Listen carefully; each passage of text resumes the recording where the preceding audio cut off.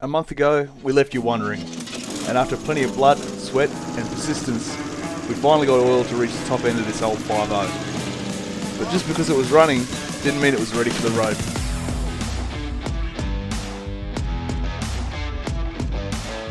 think the light's not enough. Yeah, put it in gear, bro. Give it a bit of degrees and just slides back. Oh my.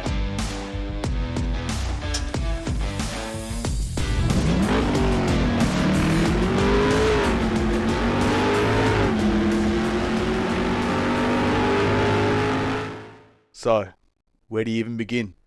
With oil finally reaching the top end, we'd cleared the biggest hurdle we'd faced so far with Identity Crisis. But before this thing could even think about turning a wheel, there was still a mountain of work ahead. First thing was first, we had to get the fuel system sorted out. We'd rebuilt one of the quadrajet carbies that we'd found with the car, but we weren't confident that the fuel tank and the fuel lines that had been sitting around for 30 years weren't going to hold contaminants that were going to clog the jets on our newly rebuilt carby and bring us back to square one. But stopping us from getting to the fuel tank was an old school tow bar. Hey Mikey, Yeah? the bar's not coming off. Isn't it? I give up. You give up? Don't care. So what we're trying to do is drop the fuel tank out so we can actually flush fresh fuel through it, clean it out just in case there's any rust or anything in it. But there is a massive old school tow bar in the way, and it wraps right over the fuel tank and it runs over the points at which the straps bolt up. So it's a massive pain in the ass. We thought about pulling this bar off, but I think we're going to do more damage than good. I definitely haven't broken anything. Don't tell Dad. Don't tell Dad. Anyway, so look, I'm happy to just cut it and call it a day. Yeah. I know it's a little bit dodgy, but you know, look at the state It's of like the car. a bit more than a little bit. But that's all right. That's welcome back to Beyond the Redline. At no point did we say we were good. It was here that we just had to bite the bullet and just commit to pulling this bar off, no matter the damage we're going to do to it. You know that little bit that's most certainly going to break and they're very expensive to replace? I reckon. Like the bit on top of the bar. No. I reckon these bolts here. Can you see under here? And maybe I think the bar's going to have to come off, man. I really don't like this. It's not good. Famous last words, huh? That's all. Yeah, look, you can actually pull that bar out now. You got the bar? That's all right. Now it's got to go back on. You reckon it's going to go back on?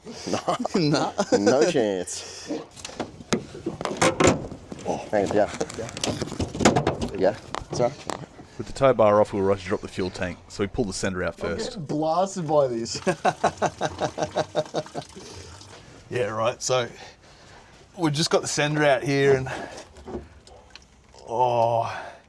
that does not feel good. That is full of absolute gunk. Yeah, I just popped. Holy shit. I popped my hand in there. That's gross. And that's what came out. All right, well, this tank might be cactus, but we'll clean it up and see, but this one might be a bit fucked. And I think we'll probably, that sender's probably going to be routed too. What do you got, Davey? Looks like there's a little fuel pump in there. I don't know if you can see that. Yeah, I can see that. No? Yeah, There's a little sock on it and everything. Yeah. That's a little, like a lift pump. Yeah, that doesn't look brand new. Yeah, okay. That's interesting. Is that one? Yeah. Okay. Just hold your hand on it. Yeah. Let's let it go, bro. Come on, let it go. Oh my giddy aunt. Oh. Hang on. Just. Oh. You alright? Yeah, I'm good. No, I'm good. Just in my eyes. It's stuck on the fuel neck. Hang on. Yeah. That fucking. Do you want my sunnies? Nah, it's alright. It's too late. Here. No, it's alright. I'm good. That absolutely flogged me though. Okay. Just drop it, bro, and get out of the way. Yeah, I got it. Fuck. What an ordeal. There's nothing like a fresh can of degreaser, eh? Like, Yeah, full pressure. yeah, I might, let me this. What are you going to Hold that, I'll move this shit out the way. So probably myself, to be honest with you, while I'm doing it. Yep. So far, so good. Yeah. Yep, good. Ultra full. Perfect. Looking at the state of this, it just makes me think that we might be in a bit of trouble. Yeah. Yeah. It's disgusting. Yeah. You should film down in here. Oh dear. Oh God. All right, that's not good. No, that's not. Yep. That's not good. That's very not good, no. That's not great. Oh, man. Oh, well. It's just money. Now, given that those VK-V8 fuel senders were tough to find, especially with the lift pump on it, we decided to try and recover this one. So we soaked it in evaporust for about a week. All right, so we've pulled out the original sender. All right, now this one came with an inline fuel pump or an internal fuel pump for the tank. So I understand these are for the V8 models, just like a lift pump that supplements the external or the fuel pump on the block. So look, this one, it cleaned up all right with a bit of evaporust, but I'm going to try and rebuild it. From what I understand, you don't need the lift pump, but that said, I've got a pump rebuild kit from Holden, so I'm going to have a quick squiz at it and see what I can figure out, because ideally I'd like to keep using the lift pump. I know it'll probably make it easier to start and probably a bit safer with higher revs, maybe. So the old pump was pretty cactus. This one's just going to sit straight in, I imagine. I've blown out all these lines and replaced all the rubber hose in the car itself, and then run a good solution down the lines and then pressure blasted them out with a bit of compressed air. But this little pump kit was $90, so I think it's money well spent.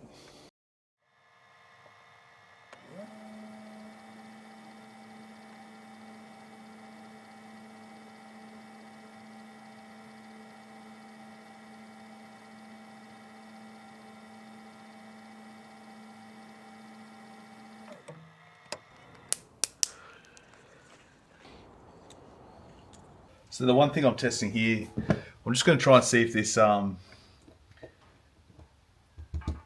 sender's going to work. I mean, it looks pretty bashed up, and it's spent a long time submerged in just utter crap. But having a look at this, it looks like it's sending a good resistance signal, but it's not fantastic. I can't help but feel that this board might be sort of pulling apart and the earth might be a bit dodgy, so let's just pull it apart and see.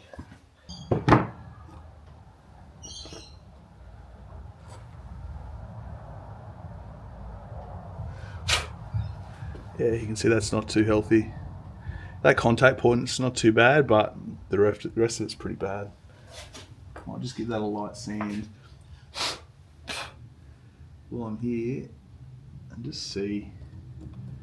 Like, that's just all, like, there's literally just all crap inside the board there, so I'm just going to get rid of that with some air maybe and or a fine point. So this is all the stuff that a scrubbing brush just couldn't get to.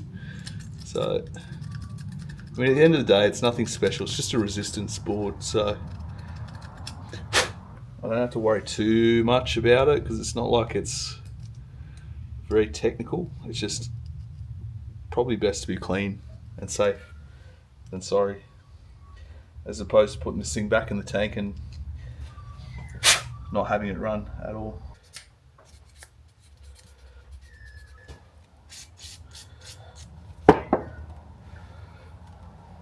It's very delicate. I just don't want to bust this because I know a new one from Rare Spares is like, I think it's like $300 or $400, and that's not including the pump, which is not great for a punter like me. Yeah, that board actually looks nice and clean, so let's try for that. Hopefully, I might even sand down the backs of the tabs, because I've got a feeling they might even act as an earth, because there's only there's only a couple of things. There's only one wire, one signal wire that runs off here, which makes me kind of think that there's probably an earth here. Well, let's have a test of that and see what happens. Actually, it looks pretty good. I'm surprised by that. I didn't think that was going to work. Well, look at that. We've got a fuel cylinder, and I guess now it's just time to bang it in. Now, the old fuel tank was pretty cooked, but luckily a mate of mine had one spare from a VK that he wrecked a while ago. And, I mean, it was kind of colour-coded as well.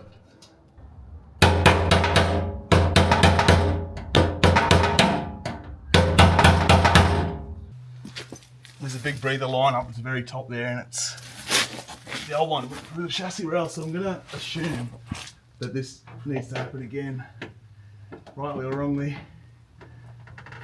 But, of course, like anything on this fucking car, nothing wants to go to plan.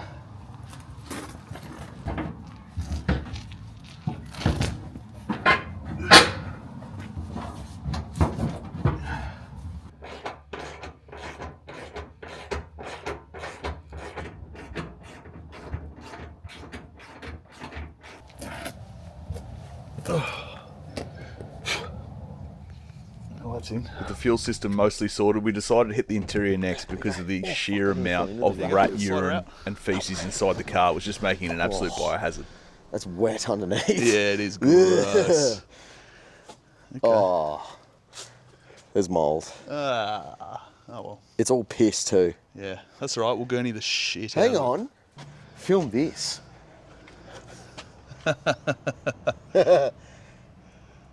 Dean was right. Yeah, what? Never. VK. VK. That's cool. Mystery continues. The mystery continues. Oh man. Oh. Every time I move stuff, heaps of shit falls out. What? Oh, there's a fucking redback in here. That is no wow, good. It stinks in there. It's really ripe. Yeah. Oh, it smells amazing in here. Davey's really struggling to get the rear seat out. I give up. There's a hole in your pants. Yeah. Right there. Nah, hang on, let me. What? I can fix it. No, no, you're not getting near. You'll make it 10 times bigger. These are my work trackies. I like them.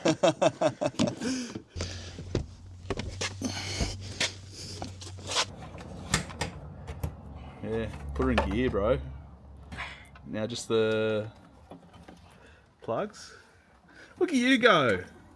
You don't need that little guy. Self-tapper, perfect. Can you chuck that above you too? Start of any good story. Yeah. So I just jammed it with a self-tapper. Yeah. I just drilled it until it fucking wouldn't come back out.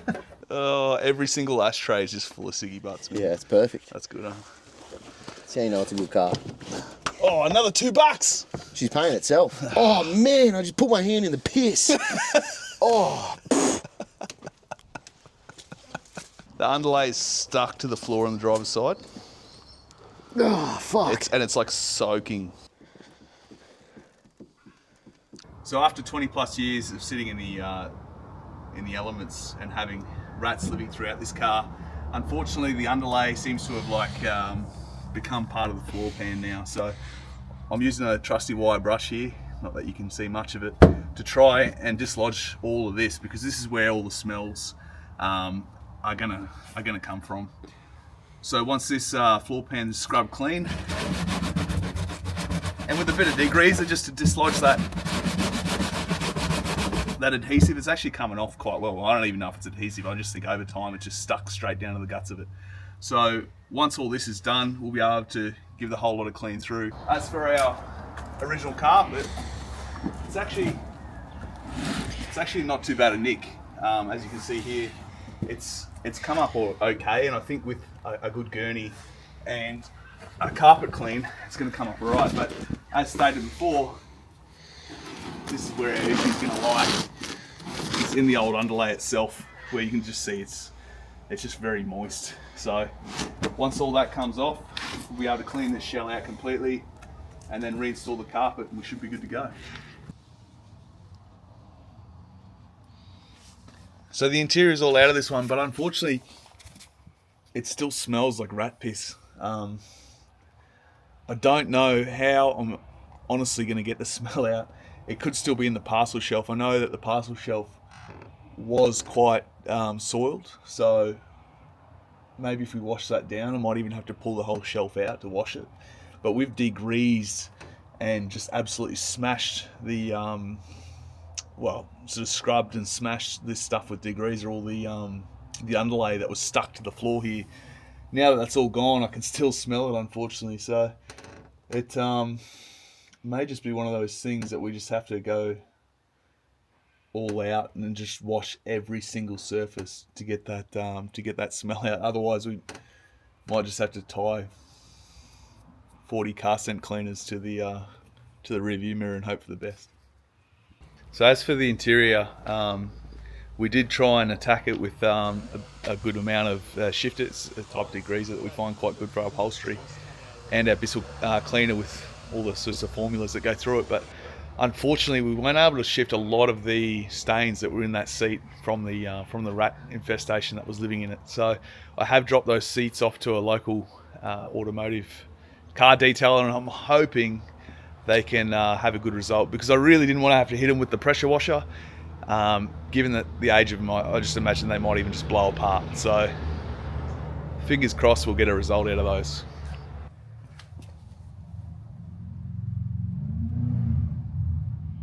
So the potenzas are on, 3-piece Simmons. This one's flat too, but we came out and found one of the rims was flat as a tack. So unfortunately, we've encountered the common problem that always plagues these 3-piece Simmons rims, and that is because they are a 3-piece, they're actually sealed along the guts there. So what we're going to have to do, and it looks like somewhere along here you can actually see it. I dare say that's probably where our leak's coming from there, that little break in the bead line. So we're going to have to unbolt the face here, unbolt the rear here, and then just pull the thing apart and try and reseal it with some T-Rex. So one thing we were missing from the car itself was the grille. So we did manage to find this one out in Wollongong. It's obviously color coded to the car, but the only issue is, you should be able to see it, is the VL pop-up lights don't leave a lot of room. And this one here is obviously, I don't know if it's a repro or a genuine one. It's made of fiberglass, obviously, but that ain't gonna fit. We're gonna have to, I dare say, get a die grinder out and make a few modifications to this one, because without it, we're just not going to be able to fit that Group A grill in. It may fit a Calais grill, because I think they're the flat ones, but just a bit of an alteration for this one for now. And the other thing we did find from the same guy selling the grill was a set of these HGT stamped. You should be able to see that HGT stamped side skirts for the thing, because obviously this one doesn't have side skirts, but we just thought for an extra $200, these are a pretty good purchase. As for the interior, I've just absolutely blasted it with this urine-free stuff. So apparently it's very effective on enzymes, as a odor killer. So I've just sprayed the hell out of it and then washed it down again. I've sprayed the door cards. So this is what the seats now look like. They actually come up quite well, because there was some absolute stains coming out of this rear, like especially the rear seat, like the bottom of the rear seat. There was just like brown mud coming out of it. They come up at probably about 95%, I reckon. They're not too bad. With the interior back from the detailers and the carpet as clean as we were going to get it, I got a bit excited and jumped the gun here, decided to lay some fresh underlay into the car, but we had a massive storm and it just turned the whole floor pan into a swimming pool. So I've gone to put the interior back in, but a bit of rough news. Looks like the windscreen's leaking, because it is absolutely soaked in here. It's soaked all through the underlay, which I left in overnight. Perfect. So we're going to try and wet this windshield down and see where it's coming from. Yeah, you got some water pressure here, huh? Yeah, you like that? Oh, You like that? That's not bad. Yeah. Do here again? Oh yeah, that's pissing out a... Yeah? Yep. That's going to be a bit of a pain, but to make it waterproof and hopefully stop this leaking through here, it's probably going to be worthwhile. And it still smells like rat piss in here too. I think the rats have gotten up into the, I don't know how they would, but I think the rats have gotten up into the actual hood lining themselves, because when the sun hits it and it warms it up slightly, the whole car just reeks. So I'm thinking I'm going to have to get up here and maybe spray it with some enzyme cleaner. I've done the doors, I've done the floors, I've done everything. I've done the rear parcel shelf. There's a couple of little spots that I missed in the rear quarters there, but aside from that, this fucking ass clown. Aside from that, it's all pretty good. The floor pan no longer smells like like Satan's asshole. It's exactly what I want to be doing on a Sunday afternoon, is vacuuming the roof to get the rat piss out of it. Mikey, what are you doing here? I'm taking off these door trims because we need to, these bailey channels here have fallen down. They've been mired and they've fallen down, and they're hard as rock. So we're going to replace those with some brand new ones that we've got from Rare Spares and go from there. Oh this God. stuff, like these clips are so Butcher. old. They're so old. It's like me working with you. Yeah. Just working with ancient, decrepit things. Yeah. Oh, man, that made all sorts of noises from You the like song. that? Yeah. Well, that's actually my back. I very my much knees. did not like that. Did it break? Oh, no. Sort of. Did it just break one? Yeah, broke that one. Oh. You get that on the big jobs, mate. Don't go. Kicking goals. There we go. Oh, it's rock hard. Yeah. Rock solid. So's the channel. Yeah. Good form? Oh my. Oh, the struggle's real, eh? That's pretty much everything with this car. Yeah. Exclusively this car. This car in a nutshell is just a zoom in of this. So even with the bailey channels all done on all our doors, we're still getting a massive puddle forming under here. So, and as you can see from the windshield, the way it's the condensation's coming through there, it's obviously coming through the top of there. So it could mean there is rust up and under, but what I'm going to do is I'm just going to seal it anyway, and that way we can get the car back together without having to worry too much about pulling this windscreen out yet. I'd say that's all just mud and dirt and grime that's coming out of that seal. So this isn't going to be the best solution, but it's going to get us by so we can keep filling out the rest of this interior, because as you can see, this one's sitting outside for now, so it's just going to keep getting exposed to the elements, and it's hamstringing our progress when it comes to putting the interior back in the car and getting the car running. So let's just do this, hope for the best.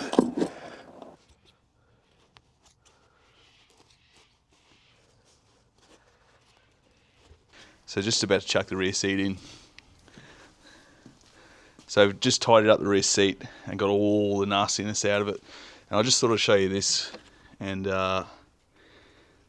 that's your headrest brackets there. And I don't think they're factory given the way they're tech screwed on and they're a different colour. But it'd go to show that this thing's probably not a factory Calais, but could have started life as something else.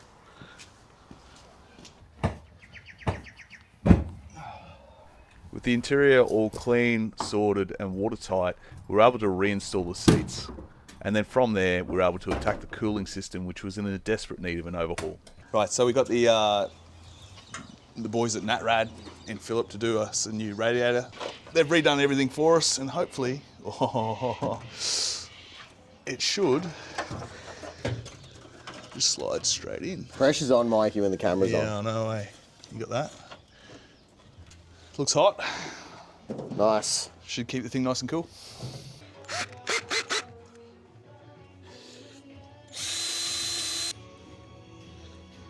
So I'm trying desperately to get this thing back together. Just put all the belts, the pump, the alternator, everything back on. But unfortunately, everything's just been messed with in this car. For example, everything's 9/16. It's all Imperial. And then I've got a 12mm, which I thought was a bolt. Well, it was a bolt going straight through here. It wasn't that one. It was this one. So this is your adjuster on your alternator, and that's obviously not the right. That's a threaded hole there. It's not the right size. So someone's just whacked a nut on the end of it, which makes adjusting the tension on that alternator almost impossible because you need 3 hands just about.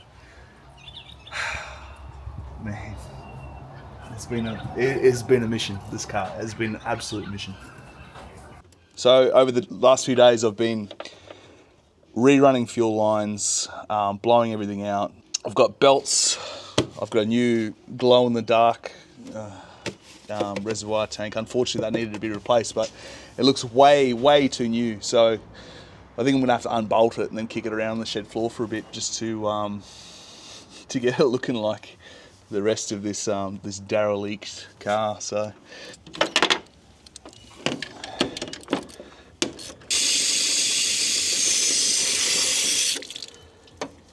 Enlisting in the help of our auto electrician Danny, we managed to get the front pop-up light motors back into action.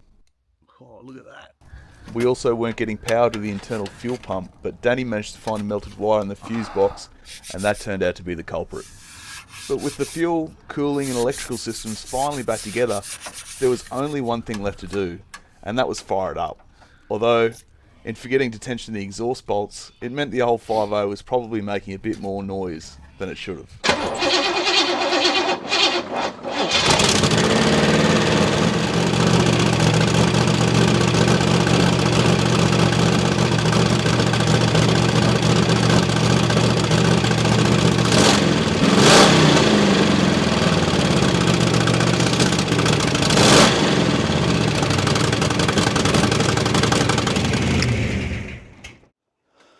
So look, it's not perfect, but we've got a fair way through. Anything from that interior, all the Bailey channels, because it was just leaking water like no tomorrow. We've done those Bailey channels, ripped out the whole interior, scrubbed out all the old underlay, not reupholstered, but cleaned the seats really thoroughly, and they've come up really nicely. We've done the roof lining, cleaned all that. Because that smell of rat piss was just diabolical. And then from there, we've obviously rebuilt both those different carbies. We put this one on. I think this is going to be the winner with the return line on it. And then from there, obviously built oil pressure and then replaced that tank, rebuilt the internal oil pump and relayed all the fuel lines. It really doesn't seem like a lot, but it certainly chews up the time. New radiator, new reservoir. We've got some new hoses. Bloody hell. Like I said, it doesn't seem like much, but when you're doing it across a couple of weekends, it just it quickly adds up. New belts and all that as well. So, look, I think we've got a few minor teething problems here. We've got a pretty big vacuum leak, I think. Try and fix that idle up. But aside from that, I don't think this car is long before it hits the road again. So, keep an eye out for it because we do intend to do plenty more on identity crisis here, including taking it down a quarter mile. We've got a new draggy system there, which we can hook up to it and have our hair blown back by the amazing, probably a 15-second quarter mile pass that it's going to do. But yeah, keep an eye out because we're going to be taking this thing once it's up, running and registered. We're going to be taking it to every car show we can on the East Coast, just so fans and people alike can have a look all over it and see what they think about its history and its heritage and why it's like the way it is. We may never know, but we have hooked up with the old owner, and the old owner is quite helpful with us. He didn't think it was his car for quite a while, but there's been a few telltale signs, including the snowboard sticker that's on the front windshield there. He was able to tell us that confirmed that it was his car from the 90s, late 80s, early 90s, that him and his brother both worked on.